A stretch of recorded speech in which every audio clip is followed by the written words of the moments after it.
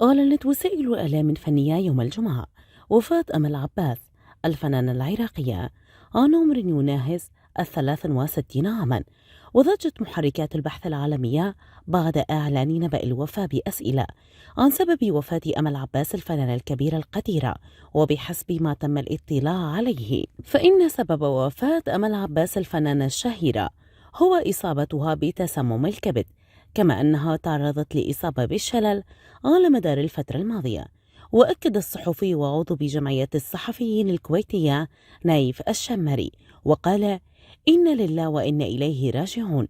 انتقلت إلى رحمة الله تعالى قبل قليل الفنانة أمل عباس. بلغني ولدها محمد قبل شوي، الله يرحمها ويغمد روحها الجنة. وأشار إلى أنها نقلت إلى المشفى قبل عدة أيام وعانت من غيبوبة قائلا: الفنانة أمل عباس كانت قبل أيام دشت مشفى مبارك ودخلت في غيبوبة، وعانت من تسمم في الكبد وتوفيت سريريا قبل 4 أو 5 أيام، وكانت وفاة إكلينيكية.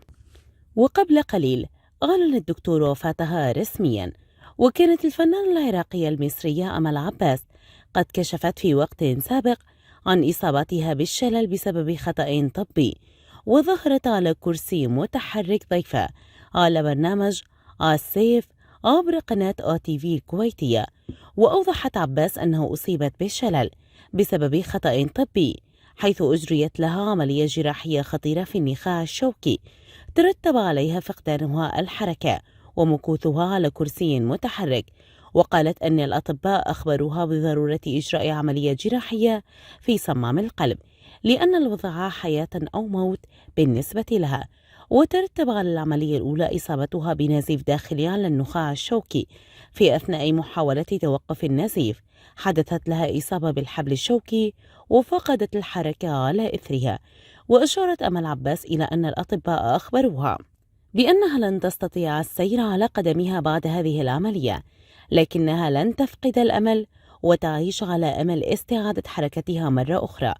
أمل عباس ولدت في 27 من نيسان إبريل عام 1960، ممثلة عراقية الأصل، وتحمل الجنسية المصرية تبعا لزوجها، وتعيش في الكويت. بدأت حياتها الفنية في الكويت عام 1984 بمشاركتها بدور صغير للفنان محمد منصور إلى رجاء محمد في أوبريت ساندريلا. بعد هذا العمل قامت بأدوار صغيرة في العديد من الأعمال في التلفاز والمسرح، وبدأت تأخذ بعض الأدوار الثانوية، إلا أنها حققت نجاحها في مسلسل الحية العام 2003 خلال دور حكيمة مع عبد حسين عبد الرضا وخالد أنفاسي.